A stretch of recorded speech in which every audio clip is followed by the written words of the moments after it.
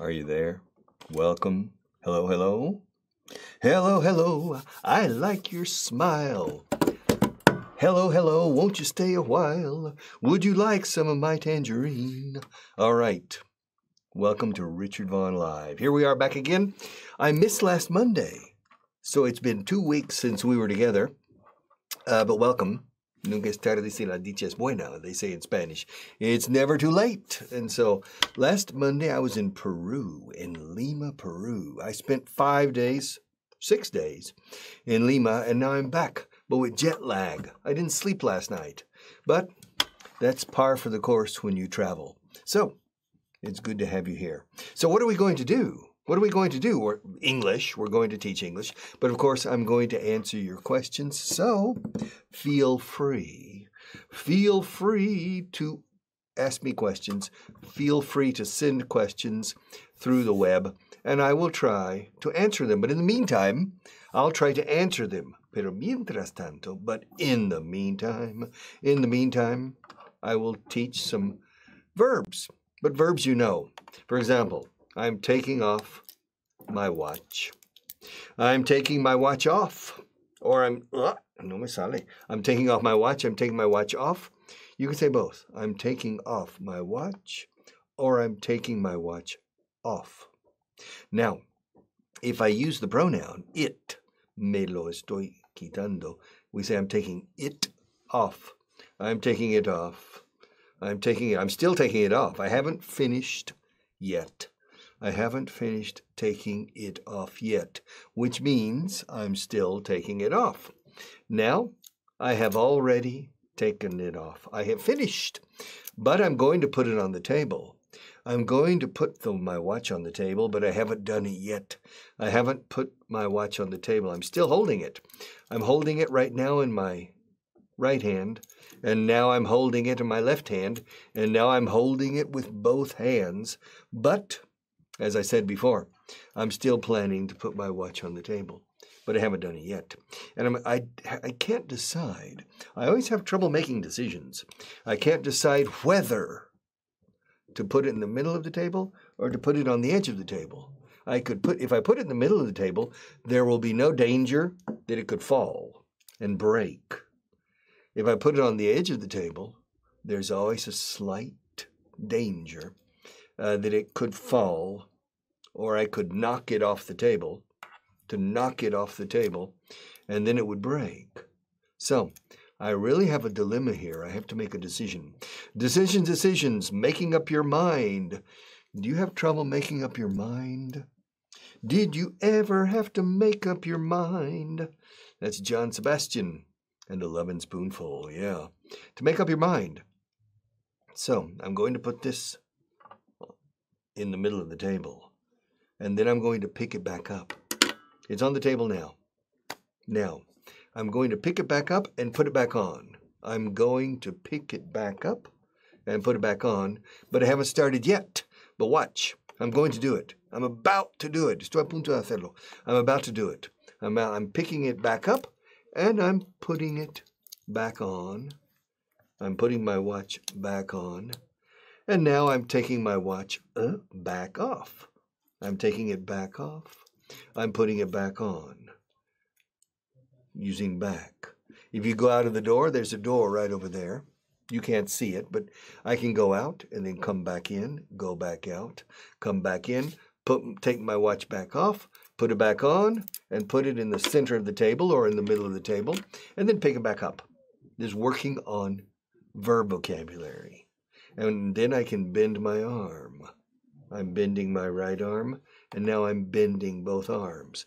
I bend my arms at the elbow, and I can bend my hand at the wrist, the shoulder. These are what we call our joints, which brings me to the subject of today, if you give me time to talk about it, and it's called the super machine. Have you ever heard of the super machine? Huh? Maybe I spoke about the super machine in the past. Maybe you've heard it. But it's always an interesting story to tell. Have you ever seen the super machine? Have you ever seen the super machine? No, I have. The first time I saw the super machine, I was 11 years old. And that was in 5th grade with Mrs. Kelly, the super machine. And it made a big impression on me. I mean, how often does a person have the opportunity to see la super máquina, the super machine? But I remember it was a Monday. When I got to school, I went to school on my bike. It took me about, I would say 10 minutes, 5 minutes, 8. I don't know. I was about 1 kilometer from school. And so I rode my bike, except when it was snowing. And so when I got to school, I parked my bike and I went into the classroom, and there I remember I was the first person to enter the classroom. And there were 30 students in my class, but I was the first. And I saw back in the corner a partition of sorts, something strange. It looks what you call in Spanish un biombo. And so there was a partition there. And there was a sign on it that said the super machine and an arrow pointing. That clearly behind the partition there was apparently a super machine. And I looked and I said, Miss Kelly? I don't remember if it was Miss Kelly or Mrs. Kelly. What's that? And Miss Kelly said, well, Ricky, that's the super machine. Really? Well, what is that? She said, you'll see on Friday. I said, on Friday? Today's Monday. Well, you just be patient and we'll see the super machine on Friday. And then I sat down at my desk, and every student who came in the next 5 minutes asked basically the same question. Miss Kelly, what's that? It's the super machine. And what's that? We'll see on Friday. No questions yet. I don't have any people asking questions. That's strange. Yes.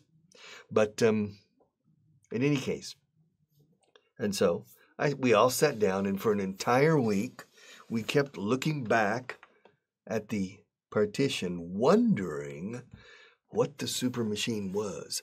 I wonder what the super machine is. I wonder what it is. And so we were wondering.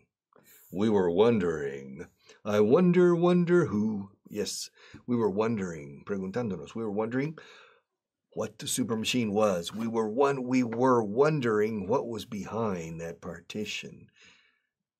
And so finally, as the days progressed, all of us, como alaba, all of us, todos nosotros, all of us, pronunciación, all of us were getting more and more nervous, more and more anxious, anticipating Friday, the day in which we would finally be allowed to see the super machine. Okay. And so Friday arrived. I remember Friday morning. Everybody was rubbing their hands together in anticipation. Rubbing their hands together in anticipation. Because it was Friday, the day we were going to see the super machine. And Miss Kelly said, okay, boys and girls, today is the big day. Today is the day we're going to see, for the first time in your life, you're going to see the super machine. And I'm going to take you one by one. And I was the next to last, because my name, Vaughan, is at the end of the alphabet. And so she used alphabetical order. Only Harley Winters, poor Harley, was after me. Now, it's interesting that in that class, the person sitting 2 desks in front of me was James Summers and Harley Winters. So we had Summers and Winters in the same class. But nevertheless, I watched the teacher take one by one every student ahead of me. And then I looked at their face when they came back out from behind the partition, trying to figure out what the super machine really was. And so finally, when it was my turn, and the teacher said, okay, Ricky, it's your turn. Come with me. And she took me around behind the partition. And there, behind it, was a chair. Like this chair, a chair. And on the chair, there was a shoebox. I suppose it was a shoebox, and not a box of shoes. Because you say a box of shoes, es una caja que sí contiene zapatos. That's a box of shoes. Ahora, si es una caja hecha para contener zapatos, it's a shoebox. And there's a shoebox on a chair. And I looked at Mrs. Kelly and I said, it's a shoebox. She said, well, of course, Ricky, it's a shoebox. Open it. And so I opened it. And I looked in. And there was a round mirror, similar to the mirror that women use in the bathroom. You know, the mirrors, one side is magnified and the other side is normal. And I looked in the shoebox and I said, it's a mirror. She said, yes, Ricky, it's a mirror. Look in the mirror. And I looked into the mirror. And she said, what do you see, Ricky? A mirror. I said, no, but what do you see in the mirror? I don't know. I see myself. Well, that's it. That's what? That's it, Ricky. What? The super machine. I don't understand. You are the super machine. The human body is the super machine. And so I was a bit disappointed. You know, I said, well, I didn't connect the dots, as we say, very well. But I realized what she was trying to say, that the human body is a super machine. And then after Harley Winters finished, and we were all sitting down, she said, okay, boys and girls, today is Friday. Next Monday, we will start learning the human body, human anatomy and physiology. So that was Mrs. Kelly's introduction to the section on human anatomy, and to teach us the super machine. And it is true, the human body is a super machine. I have questions finally coming in from Angel David. Angel, good morning. Yes, I'm glad you enjoy these programs. I enjoy giving them. Today I'm tired. I'm sleepy because I'm suffering jet lag. And Yolanda, hello, say good afternoon. Yeah. Yeah. Good afternoon, English and American time. In Spain, people don't say good afternoon until after lunch, basically, or in the middle of lunch. Buenas tardes begins at 2:30, 3 o'clock in this country. But in the English-speaking world, good afternoon starts at 12 noon, and good afternoon continues, and good evening starts with your first whiskey. All right. So good evening is a spiritual, it's a psychological change. People work in the morning and people normally work in the afternoon, but people usually don't want to work in the evening. It's interesting because in Spanish you say buenas tardes, usually for good afternoon and good evening, and also buenas noches. It's interesting. Just about 2 weeks ago, a person said, Richard, good night. How are you? I said, wait. And I corrected him and said, no se dice good night, salvo como despedida. Good night means hasta mañana. It's always saying goodbye. It sounds very funny to say good night as a salutation. It's saying goodbye. Adios, buenas noches, hasta mañana. Good night. Otherwise, we say good evening. So good evening, or the evening, starts when you relax. And I'm not sure if you're watching me. Okay. The evening starts when you relax. Nobody wants to work in the evening. On the evening, you relax. It could be at 6 p.m. It could be at 7 p.m. on the evening. But the evening is an idea in which you just don't. You relax. You have finished your day. You have your first whiskey if you want, etc. And then we say good evening as a salutation of hello up until the wee hours of the morning. We say good evening. If I'm invited to a party that starts at 1 a.m. in the morning, and I arrive at the party, I say, good evening. Good evening. And then when I say goodbye, when I leave, I say good night. Good night. All right, so where were we? We were talking about the super machine, and we were saying, good afternoon, Yolanda, and good afternoon or good evening, or no, good morning, Angel David. And Izaskun Zubiri, you must be from the Basque Country. Yes. And Angel David, you've followed me for years. Since I started? Nah. I started in 1974. Did you start following me in 1974? I started with radio in December 2003. I started with television in 2005, but I started teaching English in 2004.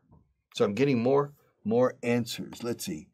Good morning, Richard. Nice to hear you. Yolanda, good morning from Laredo. Laredo, Texas, or Laredo, Spain? I suppose it's Laredo, Spain, because Laredo, Texas is located on the Rio Grande, which the Mexicans call el Rio Bravo. And on the other side, you have Nuevo Laredo, on the other side, in Nuevo León, the state of Nuevo León. Also, Rachel, I've followed you for years since you started, many, many years ago, many moons ago. Very interesting story. I've enjoyed it. I haven't finished. The story of the super machine? Morning, where have you been? I was in Peru last week. I flew to Peru, and I arrived on a Sunday morning at 5:30 in the morning. I got to the hotel at 6:30 very fast, because there's no traffic on Sunday morning at 6 o'clock. I got to the hotel at 6:30, and then I stayed basically in the hotel almost all day. I was invited out to dinner, and so that was it. So I had a good time. And then I went with a teacher from here, and I left the teacher. She's going to be there at least until December, teaching in a big company in Peru.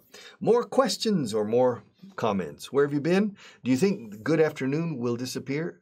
No one.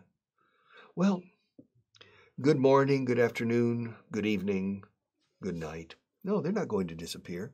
However, in English, people don't say good afternoon so often. People just say hi. For good morning, people you say morning, morning, morning. And for good afternoon, I don't know, people don't use it so often, but it doesn't matter. It's a very correct and very nice way to greet somebody. Good afternoon, Pedro, how are you today? Etc. I don't think it will disappear ever, but it's not used as much as good evening and especially as good morning. Good morning is used every day. Good evening is used in formal de usted, no del tuteo. Good evening is a formal way of greeting. Good night is very informal. Night. In fact, in the morning, we say morning, night. In fact, here in Spain, people say hasta mañana. See you tomorrow. But in English, we don't say see you tomorrow very often. We say good night. Night. Night. Sleep tight. Sleep tight. Duerme apretado. ¿Eso qué significa? Sleep tight. But that's the way we say.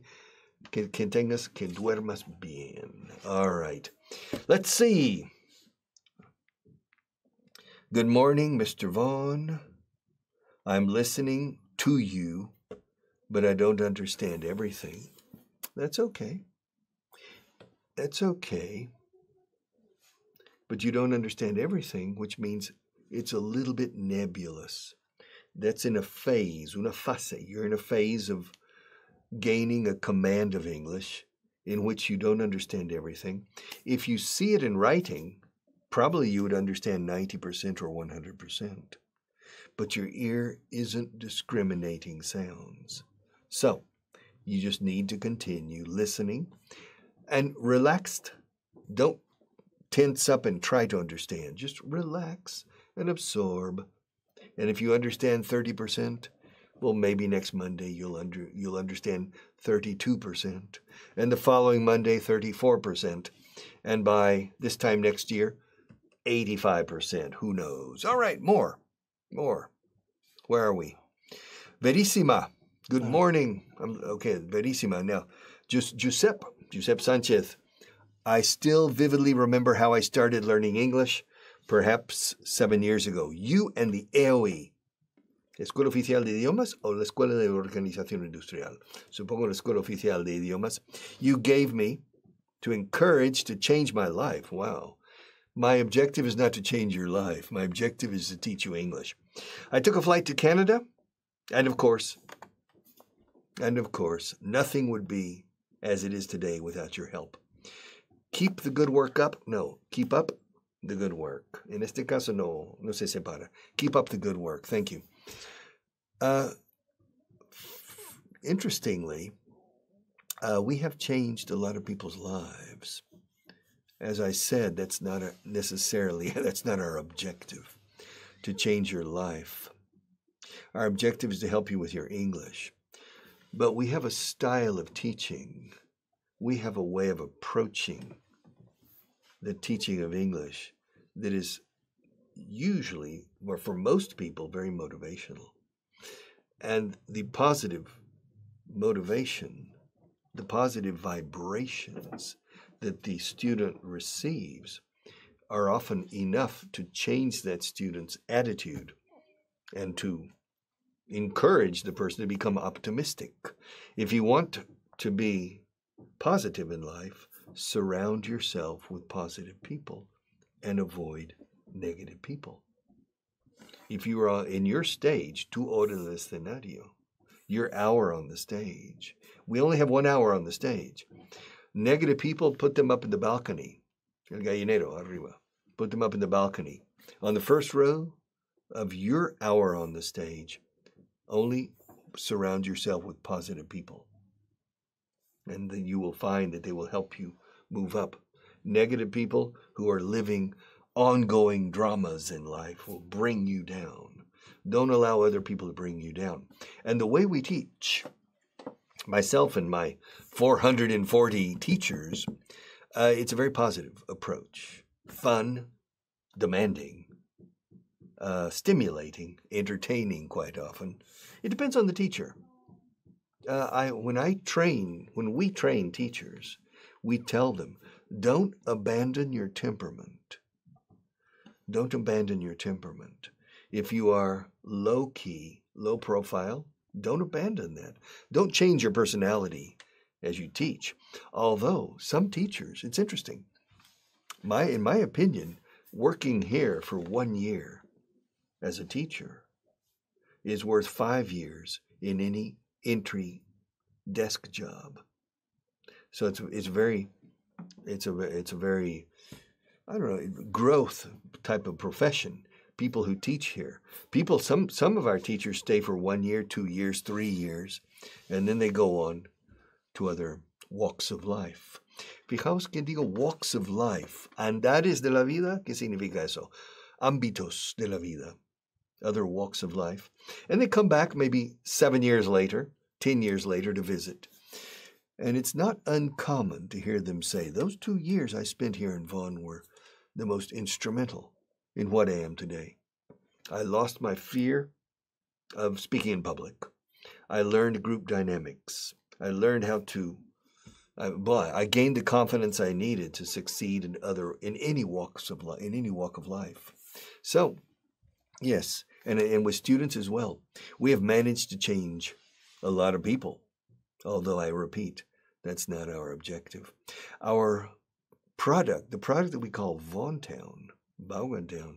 is especially effective in changing people's lives. Not only their English, but their lives. All right, Mario. How are you, Mario? It's a real pleasure. Nice Monday. Monday con mayúscula, M mayúscula. Nice Monday seeing and hearing you. Okay. Well, it's a real pleasure. And Isasku, you have a question. All right. If good afternoon is not commonly used, what can we say at 4 p.m.? For example, thanks a lot. We say hi, hello. But you can say good afternoon, don't worry. In fact, when I said, hi, how are you? Hello, how are you? That's it.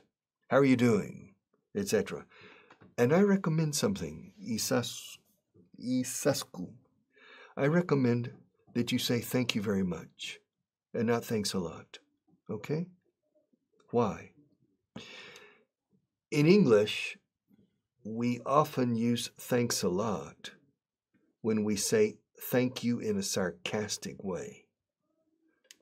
For example, thanks a lot. Vaya amigo que tengo.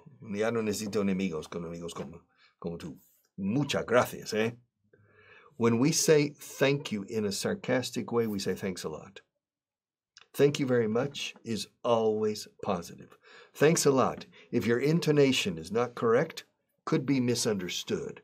So be careful, because thanks a lot is perfect. but your intonation needs to be correct. Thanks a lot. Wow, thanks a lot. I really appreciate what you did. I really appreciate it. I'm very grateful. Thanks a lot, man. Thank you very much.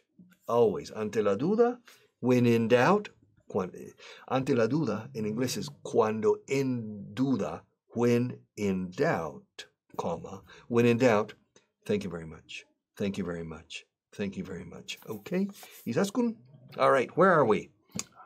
Yes.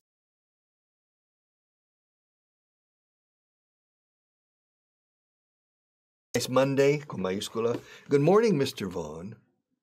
I love listening to your programs. It helps me brush up on my English. Currently, I've started watching your classes and programs again since I'm forgetting some vocabulary and sentences. Okay. That's okay on forgetting things is very common, especially as you get older. Listening comprehension and confidence when speaking does not decline. The qualitative aspects of grammar, syntax and things, they can start fraying at the edges, rayándose por los bordes, fraying at the edges. But if you can gain confidence and listening comprehension, you never lose that. That's why I always recommend Vaughan, because boom, it triples your ear and doubles your confidence. And you don't lose that. But you can lose the agility with the verbs if you don't speak the language very often. But in any case, brushing up on your English, yes. Yolanda, being in contact with positive people like yourself, Richard, makes all the difference. Yes, positive people, positivity is contagious.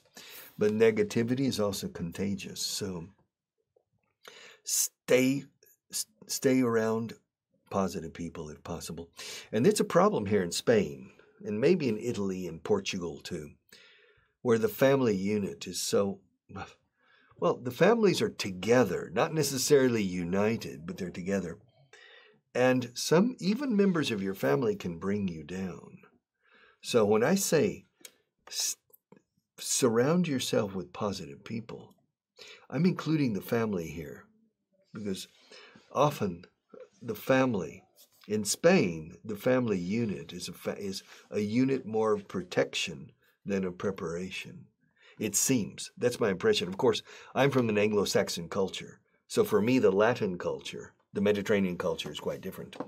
And I've always gotten that impression that the family is for protection against the cruel outside world, and not necessarily for the proper preparation. And so it's family, tribe, religion. Of course, Spanish people are religious, or at least they profess the Roman Catholic faith, but they're not usually very active in practicing or in going to Mass on a regular basis. But nevertheless, traditionally, in society, it was necessary because the world, historically, until very, very recently, life has been very precarious, very dangerous. And so it was necessary. The family unit was the basic unit of protection. And then the tribe or the clan, and the religion was religion was a consolation, because in the religion they said, the happiness is, for you, happiness is assured in the next life. This life, but the bad guys will go to hell, don't worry. The bad guys in this life will suffer in the next. You will not. Okay, and so that's why Lenin and other communists said it's the opium of the people. Well, that's an interesting debate, because religion throughout history has also provided a very solid consolation for people who were living a very precarious life. So, family, clan, family, tribe, religion. However, in the 21st century, especially in the developed world, to still have this where the family is so protective, I think could be negative. So, remember, surround yourself with positive people. Let's see, where are we? Cesar Garcia. Hello, Cesar. It's a real pleasure. Caesar, walking on the wild side of teaching. Walking on the wild side? I don't walk on the wild side. I love my job. I use your technique from time to time. Are you a teacher? I use your technique from time to time. It's true that it's exhausting. It's true that it's exhausting sometimes va junto, for my students, but really effective. All right. Thanks for the 2 minutes you devoted to me and my family just to take a pic in Alicante some time ago. Wow. I don't remember. I have so many inputs over the years and over the months that sometimes it's a blur. It's a blur, B-L-U-R. Blur means se hace borroso. It's a blur. Yes. I remember one person telling me that he says, I don't worry about the traffic cameras on the highways, the speed cameras, las cámaras que toman la matrícula del coche para cuando va con exceso de velocidad. That's speed cameras. He said to me, I don't worry about speed cameras. I drive so fast that it's a blur. Okay, and so the cameras can't take a picture of my license plate. License plate is the word we use in the States for placa de matrícula, the license plate. But it's just a blur. All of these memories I have of people, they remember me, but I'm at a disadvantage. I don't remember them. Ed, Mr. Vaughan, I've got a question. Can you please tell me how to say ya era hora de que te pusieras a estudiar? O ya era hora de que ellos se marcharan de casa. It's about time. It's about time you started studying. It's about time you started studying. It's about time. Es una frase hecha, es una expresión hecha. It is about time. No tiene sentido gramatical. It is about time. Pero hay que hacer la contracción por obligación al tratarse de una frase hecha. It's about time. It's about time. Y luego se usa el pasado. Claro, en español se usa el subjuntivo del pasado. Pusieras, que se marcharan. Ya era hora de que se marcharan de casa. It's about time they left home. It's about time they left home. Yeah, it's about time.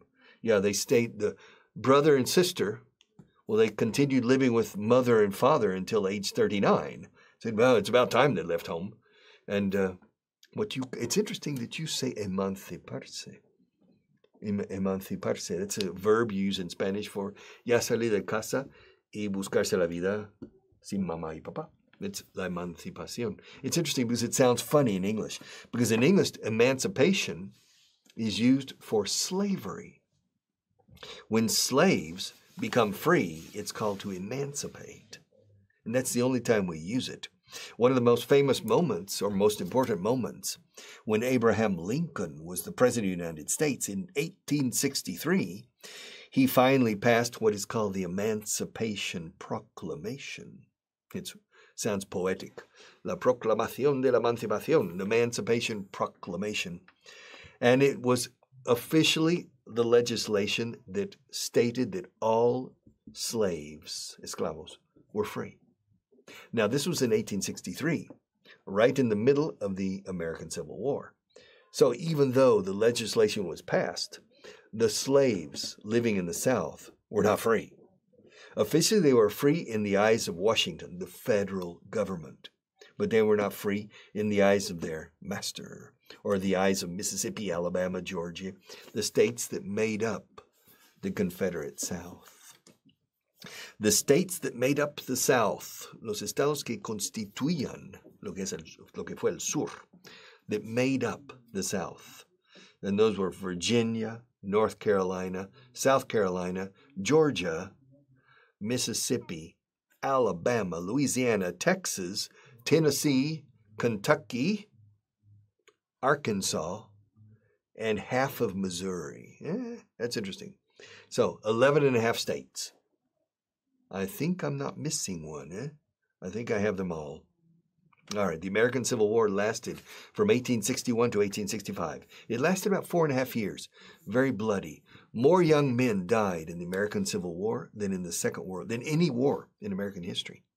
About 600,000. Very sad. And but it established the federal government as the supreme authority in most matters. Interesting, I'm not going to talk about the history of the American Civil War today, at least, unless somebody tells me, Richard, I want to know all about the American Civil War. And then perhaps I'll say a few more things. But in the meantime, let's stay with grammar. Let's see. Okay, ya era hora de que te pusieras a estudiar. It's about time you started studying. It's about time. Fijaos en la entonación. It's about time you. Y se entra en el you, o he, o they. Ya era hora de que, ya era hora de, o ya es hora de que vengan. It's about time they came. It's about time they came. Ya era hora de que vinieran. It's about time they came. Ambos se dice casi igual. It's about time they came. It's about time they. It's about time. It's about time. Okay? McKay? All right, got it. Hector Ricardo Patiño Bautista. Wow, that's a long name. Where are you from, Hector? That sounds like it's Latin American more than Castilian, than here in Spain. But hello, it's a pleasure to have you. I don't know how many people are watching. I think the last time we had over 5,000 viewers. Maybe this time, I don't know. Because I missed last Monday because of my trip to Peru. But in any case, so there are no more questions for the moment.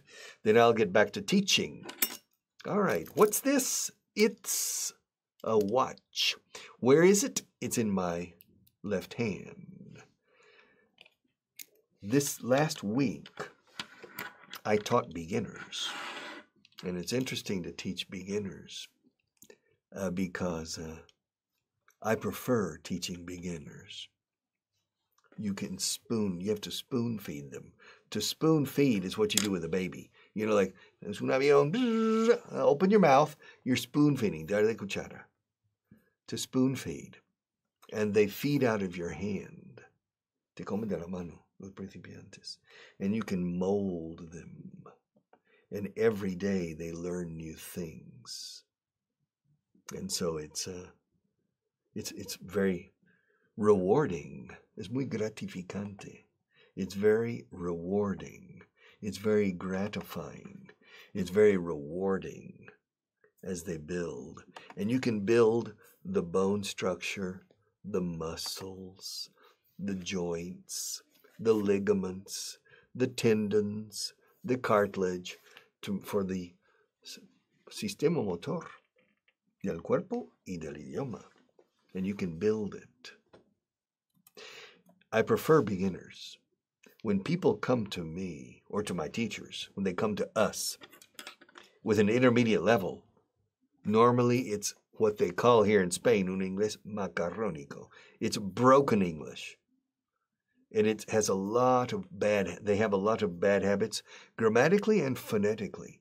And it's extremely difficult to solve these problems. Imagine a person is driving his car and has a car accident and breaks 6 bones and doesn't go to the hospital. And the bones set like this. And so the person is half paraplegic. Well, that's how people come. When people come to us, they come like, their English is like this. And they have trouble walking and moving, and that's how they speak. They speak like a person walking like this. What do we have to do? Well, we have to re-break the bone, reset the bone, and then rehabilitate. And so it's more difficult to improve. If you come to us as a beginner, it's totally different. It's totally different. But in any case, most people come here. In Peru last week, I met 49 students, and only about 10 were intermediate. All the rest were beginners, and it was fun. I had a blast. Me lo pasé bomba. I had a blast. It's interesting, the word blast, B-L-A-S-T, means voladura. A blast. A blast. Blasting is the official word, los ingenieros, para hacer explosivos, para minas, etc. It's blasting. But to have a blast, se pasarlo voladura, se dice aquí a pasarlo bomba. Okay. We say in English to have a blast. All right. Mariola. That's a beautiful name. That's a nice name, Mariola.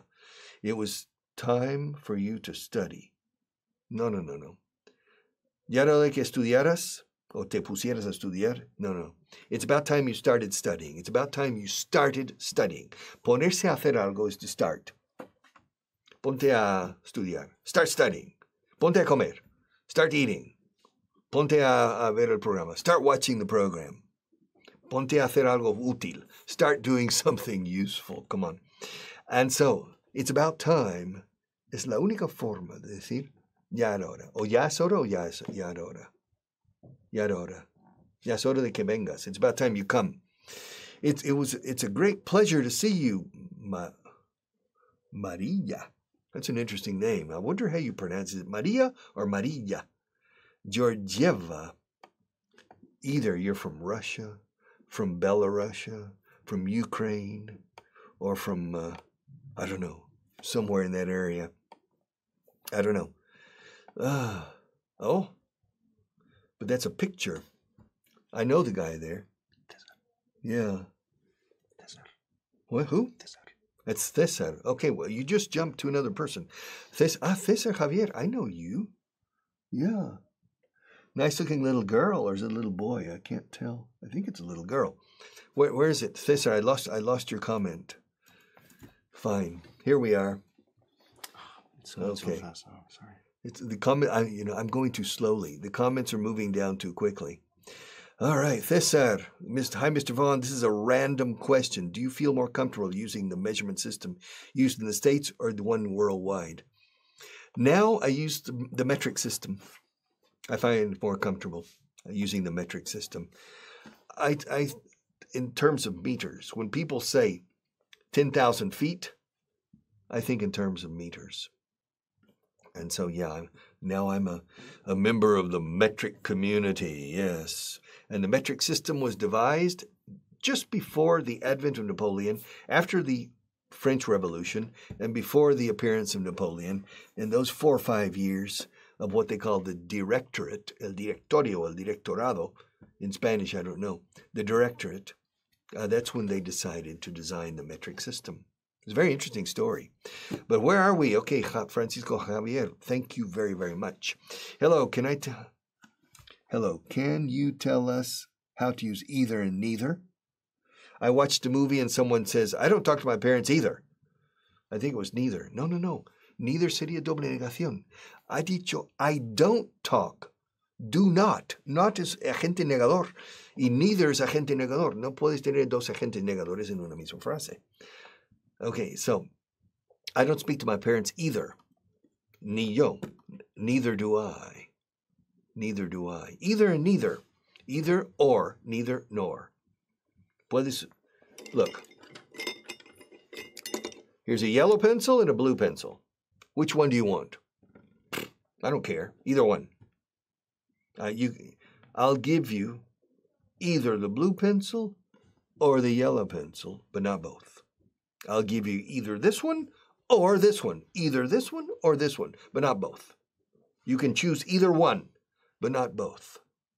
Now, I'm not going to give you either one. Neither this one nor this one. No te voy a dar ninguno de los dos. Ni este ni este. Neither the blue one nor, neither nor, neither nor, neither nor. Or neither nor, second pronunciation. Neither the blue one nor the yellow one. I was teaching this morning on the radio. Strange coincidence.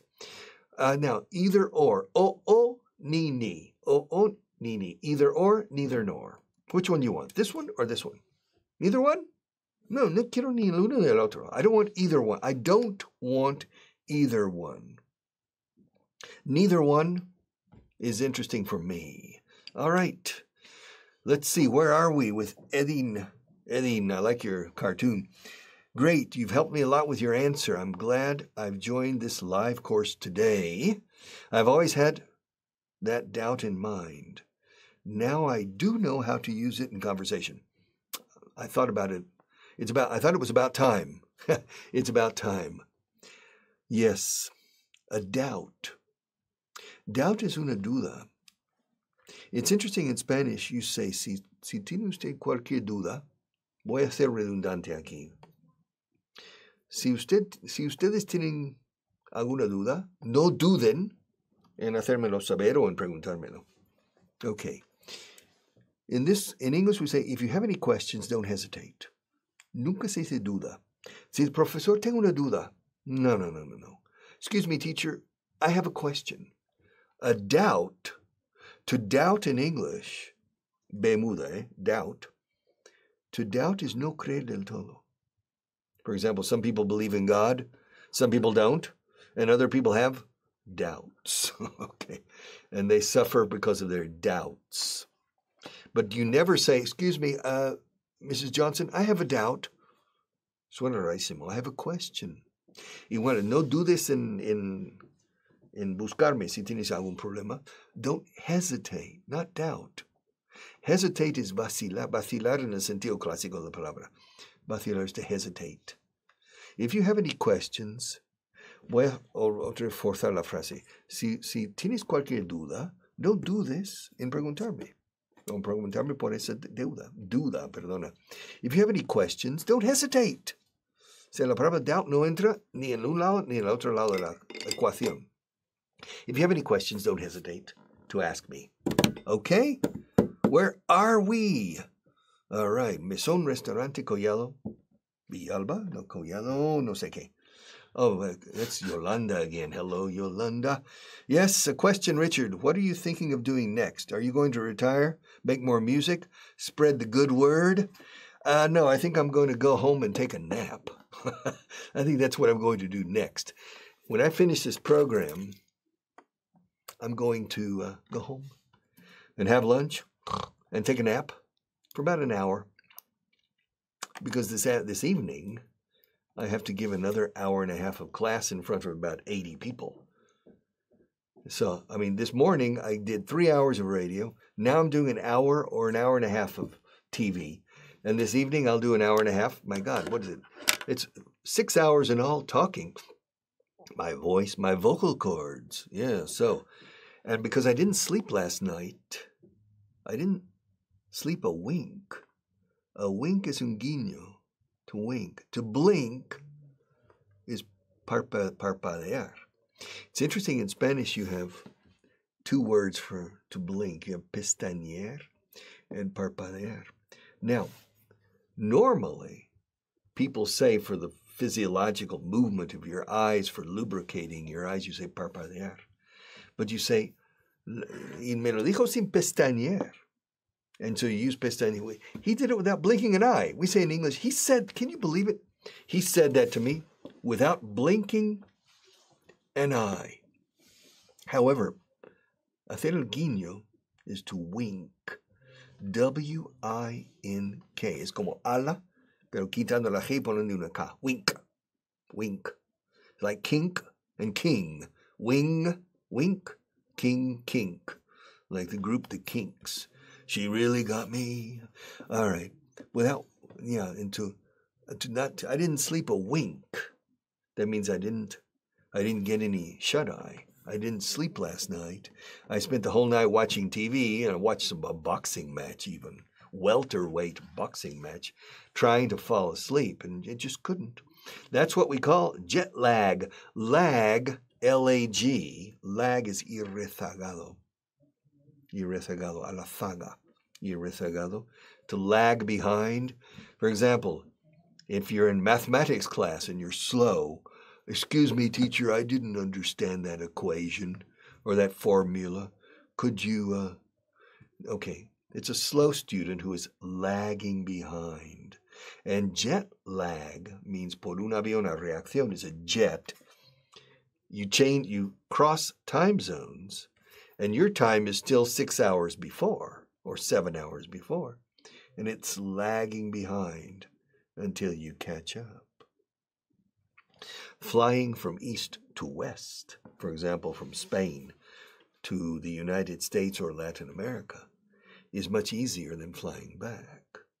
Flying back, you usually arrive in the morning, you're tired, sleepy, and everybody is starting their day. Everybody's active, starting the morning, and you're exhausted or tired. So, but in any case, let's go on. Mariola, I'm learning the level English B1.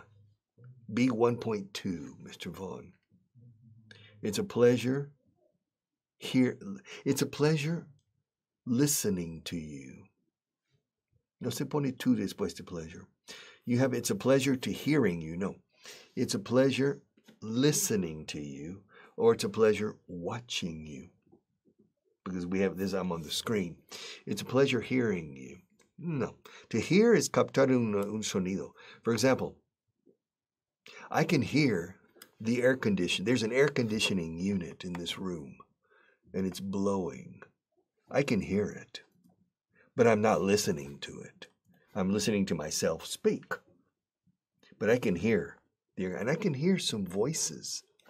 And upstairs, there's a man with a drill, un taladro, and we call him Basilio. Okay, it's Basilio with his drill. And I can hear. Sometimes I can hear the drill, but I don't stop and listen. So in English, it's interesting because in Spanish, say "te estoy oyendo," "me estás oyendo." We don't say that. "Me estás escuchando." Are you listening to me or not? No, I can't. I can't hear you. Anda. Es con hear, casi siempre usamos can. It's interesting con sí y con hear. This is interesting. If you go to for example, you go to a theater to see a play with another person, and you say, ¿ves bien? ¿Oyes bien? That's in perfect Spanish, but not in English. You cannot say, do you see well and do you hear well? No, you say, can you see okay? Can you hear okay? Can you hear? Can you? Te oigo. No tienes que hablar tan alto. Ya te oigo, te oigo. In English, I can hear you. I can see you. Te veo. Yo te veo muy bien. I can. Siempre con can. I can see you. Because I see you means tengo la costumbre de verte a menudo. I see you every Saturday. I see you every Monday, etc. All right. When do Monday sessions at Cayorense start? Marisa.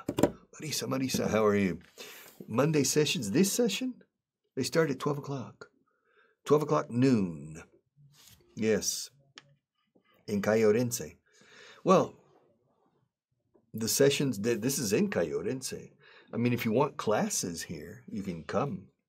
Or you can contact us by phone, and we can explain the different options if you want classes trimestrales, el Máster en Inglés Profesional, Vaughan.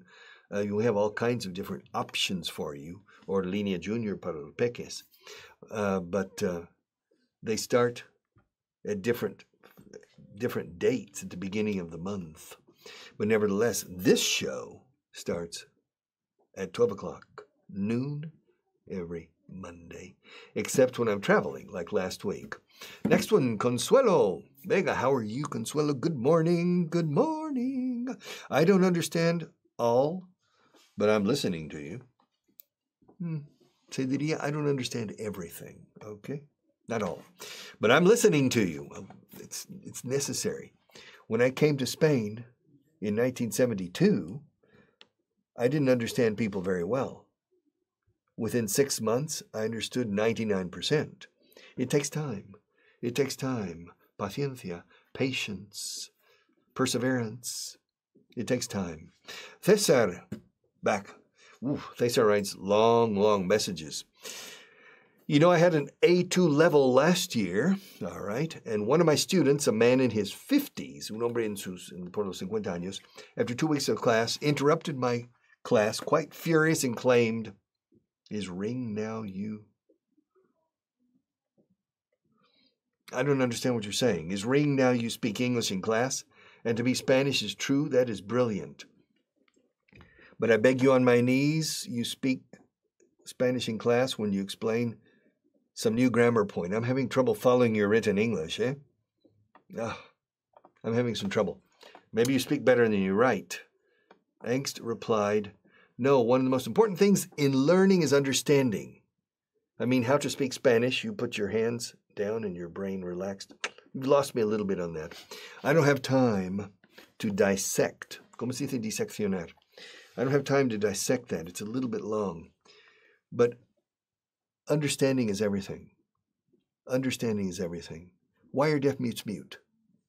Deaf mutes, los sordomudos son mudos porque no oyen. No porque tienen las cuerdas vocales en perfectas condiciones, pero no las pueden utilizar porque no oyen. Deaf mutes are not mute. They cannot speak because they cannot hear. So everything starts here. If this doesn't work, the party is over. Apaga y vámonos. Se acabó. So This is your priority always.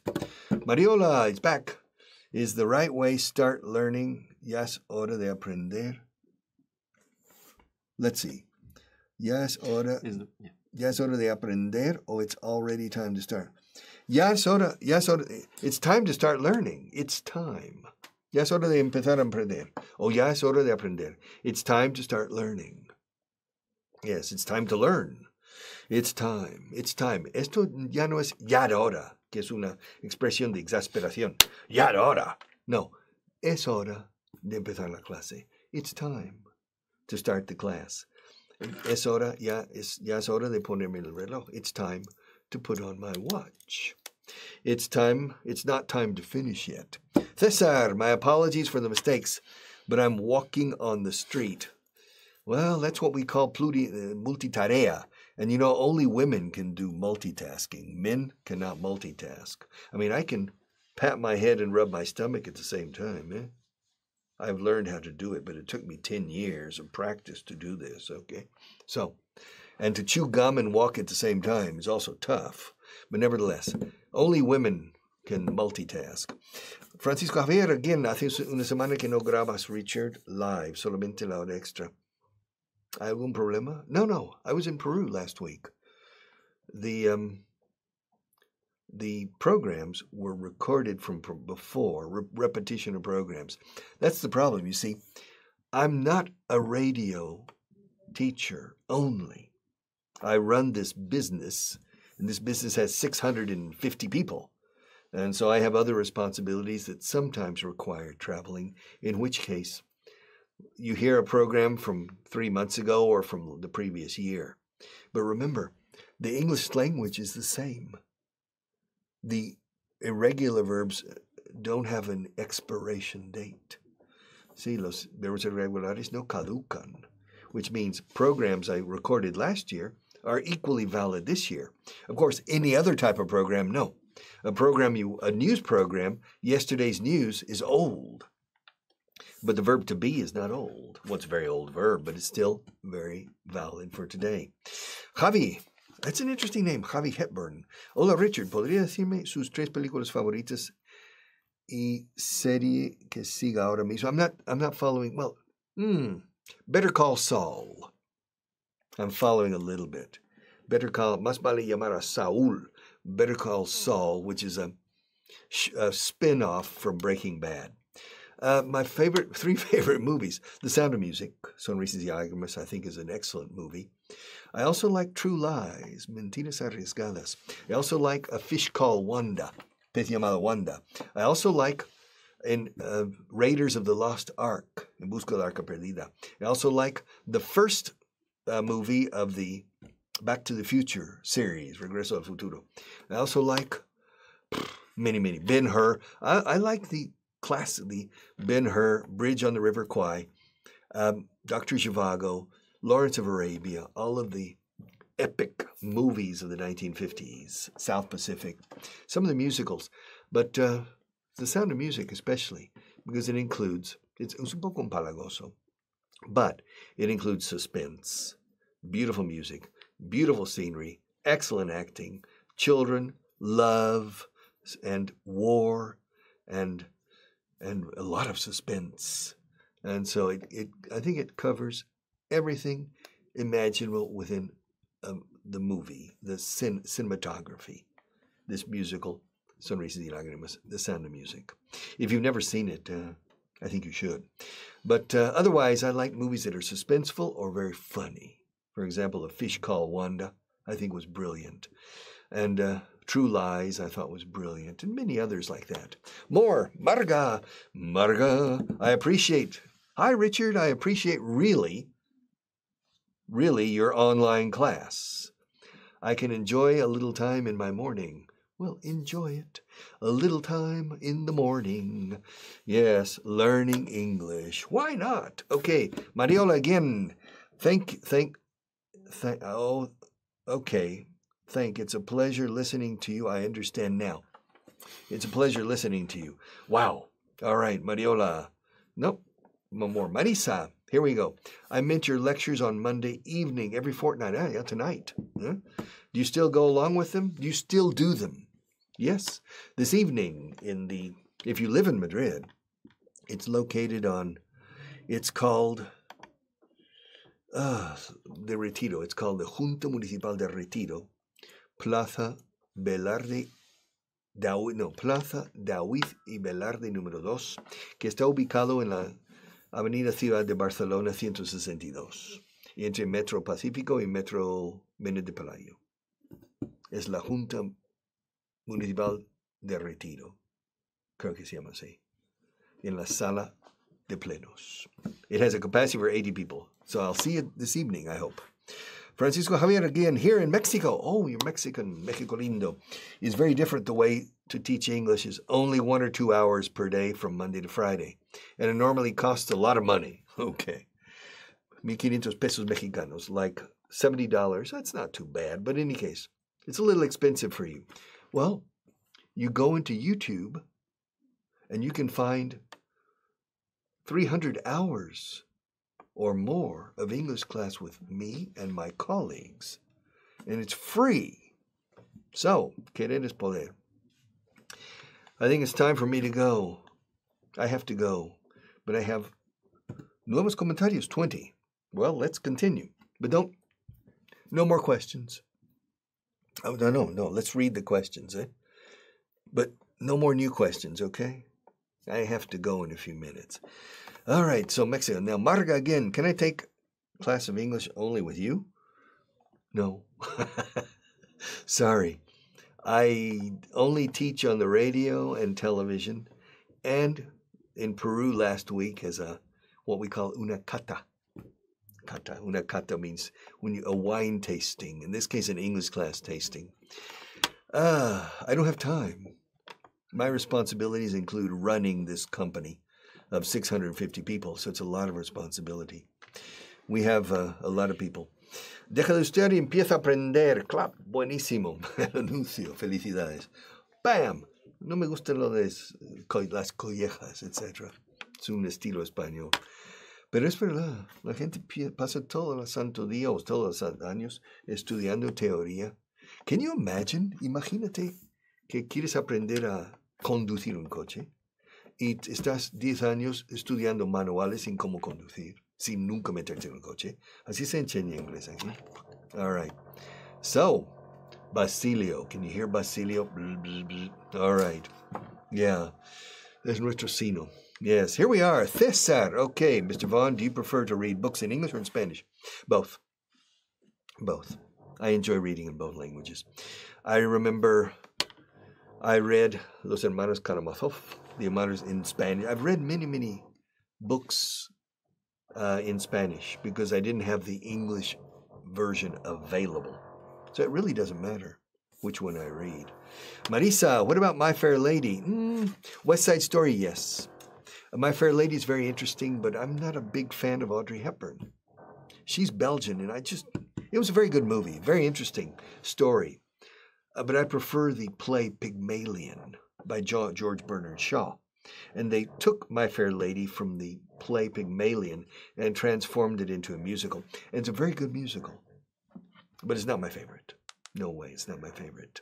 All right, where are we? West Side Story, yes.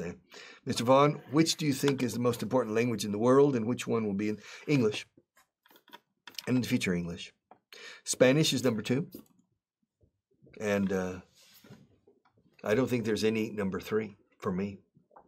Russian, German, French. Chinese, no. Chinese is spoken only in China, and the people in China are trying to learn English. The lingua franca, I think, for the rest of this century will be English.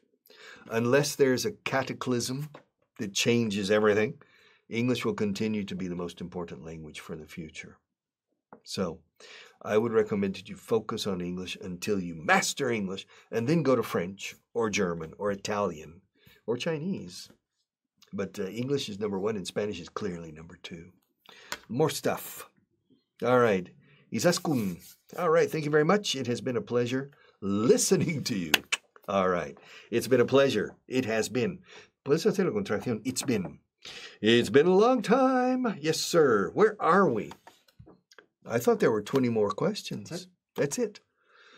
All right. Well, listen. Listen. Remember, listening comprehension is everything. Spend your time, go into YouTube, and don't listen to Basilio. Go into YouTube and watch interviews with Barack Obama, Paul McCartney, Keith Richard, Donald Trump. I don't care. Just watch one interview per day or 2 interviews per day in English every day for 1 year, and then, boom, you'll notice you understand much better. You must expose your ear to the language. And then the basic grammar. Agilidad con la gramática básica es todo. Para lo hablado, gramática básica. Agilización oral de la misma. Y eso es la segunda prioridad. El 70% de todo lo que se debe hacer en casa es atender el oído.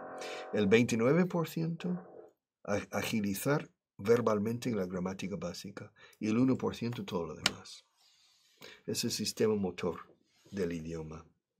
No las cejas y las uñas, pero las articulaciones, la musculatura, la osamenta y todo esto. That's what counts. So, it's been a pleasure again, and I'll see you next Monday, same time, same place. Bye-bye.